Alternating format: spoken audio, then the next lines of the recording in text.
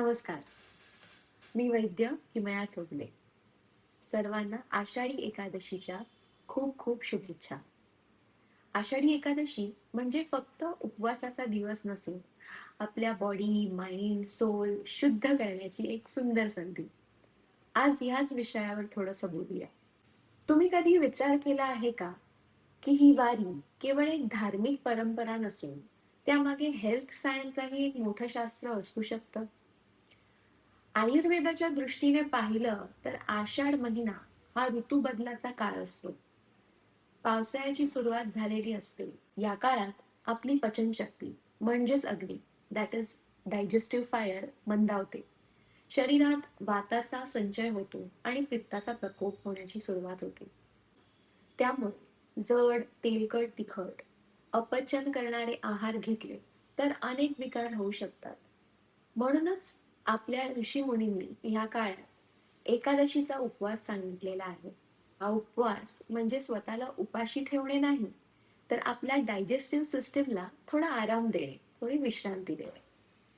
उपवास करताना शक्यतो हलका आणि सहज पचणारा आहार घ्या. राजगिरा, भगर, सामं, उकडलेले रताळे, फळे, ताक, पुरेसं पाणी असं आहारात समावेश असावा. यासोबतच एक उपवास अजून करा.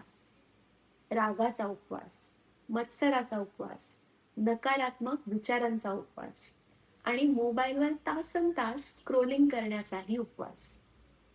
आज थोडा वेळ स्वतःसाठी काढूया. एखादा अभंग ऐकूया. सुंदर ते ध्यान उभे विटेवरी किंवा फक्त डोळे मिटून विठ्ठलाचं नाम घेऊया. कारण कधी कधी शरीरालाही औषधाची गरज असते, पण मनाला फक्त भक्तीची. आज थोडंसं वारीबद्दलही बोलूया. वारकरी अनेक किलोमीटर चालतात. चालणं हा आयुर्वेदात आणि योगशास्त्रात सर्वोत्तम व्यायाम मानलेला आहे. त्यामुळे रक्ताभिसरण सुधारतं, स्नायू बळकट होतात, पचन सुधारतं आणि शरीर हलकं होतं. पण वारीचं सामर्थ्य फक्त चालण्यासाठी नाही. सर्वजण एकत्र विठ्ठलाचं नाम घेतात. विठ्ठल विठ्ठल विठ्ठल विठ्ठल हे नामस्मरण मनाला शांत करतं. आज आधुनिक विज्ञानही मानते, प्रार्थनेने, जपामुळे म्हणजेच चॅन्टिंग आणि सामूहिक गायन यामुळे ताण कमी होतो, मन स्थिर होतं आणि शरीरात सकारात्मक भावना निर्माण करणाऱ्या रसायनांचं स्रवण होतं. आजच्या भाषेत आपण ह्याला मंत्रा चॅन्टिंग, व्हायब्रेशन, माइंडफुल मेडिटेशन असंही म्हटलं जातं. एक गोष्ट आपण वारकऱ्यांकडून नक्की शिकू. ते चालताना कोणाशीही स्पर्धा करत नाहीत. प्रत्येक जण आपल्या आपल्या गतीने चालतो. पण सगळ्यांचं ध्येय एकच असतं, विठ्ठलाचं दर्शन. Focus is singular, even the ways and mediums are different.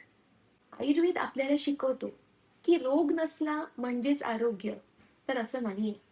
शरीर, मन आणि आत्मा यांचा समतोल असणे म्हणजेच आरोग्य.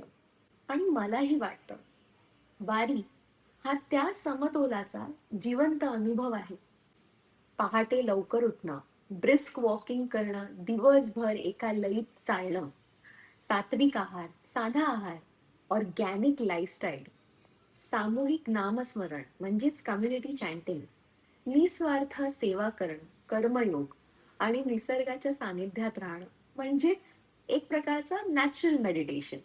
मग सांगा, हा खऱ्या अर्थाने एक कम्प्लीट वेलनेस रिट्रीट और हॉलिस्टिक हेल्थ नाही का? पण आपल्या संतांनी आणि वारकऱ्यांनी परंपरेने हे शेकडो वर्षापासून जगून दाखवलं आहे. म्हणूनच मला वाटतं, वारी ही एक फक्त पिलग्रिमेज नाही, ती आपल्या बॉडी, माइंड आणि सोलचा एक ब्युटिफुल रिसेट आहे. पुन्हा एकदा सर्वांना आषाढी एकादशीच्या खूप खूप शुभेच्छा. रामकृष्ण हरी, ज्ञानोबा माऊली तुकाराम, पांडुरंग हरी.